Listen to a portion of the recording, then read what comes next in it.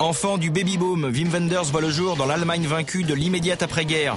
La bande-son de son adolescence, c'est le rock'n'roll des 60s, Kings en tête. Son imaginaire se construit sur les images de l'Amérique des westerns et des road movies. Aujourd'hui, le cinéaste nous offre un documentaire sur la chorégraphe Pina Bausch, décédée en 2009. Premier film d'auteur en 3D.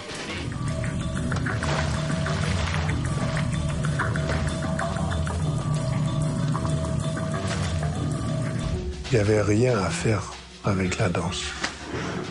Ça ne m'intéressait pas. C'est Solveig, ma copine à l'époque, qui m'a presque forcé d'aller voir Café Muller à Venise. À la rigueur, j'aurais préféré me promener à Venise.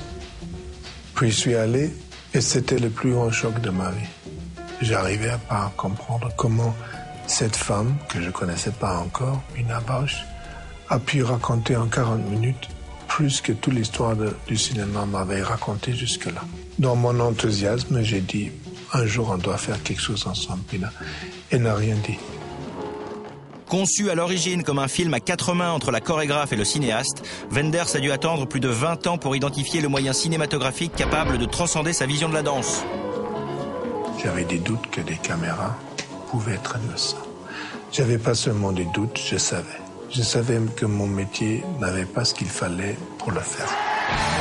Et c'est à Cannes, lors de la projection en 3D d'un concert de U2, que Wim Wenders, le cinéaste des anges, a eu la révélation. Son film serait en 3D ou ne serait pas.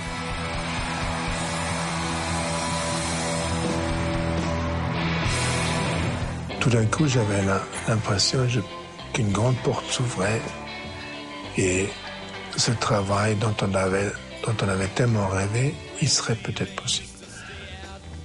Encore dans la salle, j'ai appelé Pina. J'ai dit, je crois que j'ai trouvé. Pourtant, à quelques jours du premier tour de manivelle, la disparition brutale de Pina Bausch remit le projet en question. Wenders ne voulant pas se lancer dans l'aventure sans la complicité de sa partenaire. J'ai pas eu le courage de penser le film sans elle, parce qu'on avait tant rêvé de ce film. Et le sujet central de ce film qu'on aurait voulu faire ensemble, c'était le regard de Pina. Toute l'idée, toute la conception, c'était de lire ce regard, de montrer ce regard au travail et de voir ce qu'elle a sorti de ce regard, comment elle a transposé ce regard dans son travail. Mais c'est devant l'insistance de la troupe de Pina Bausch que Wenders a retrouvé l'enthousiasme et a mis en scène Pina en forme d'hommage.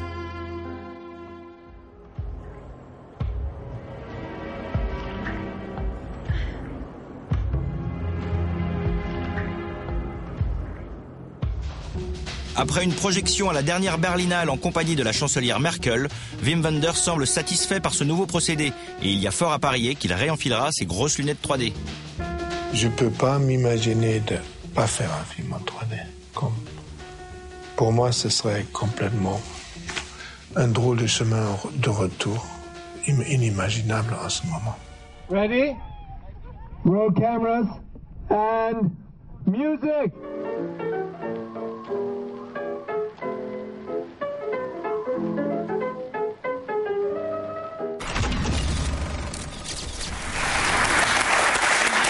C'est vrai que ça fait envie, hein.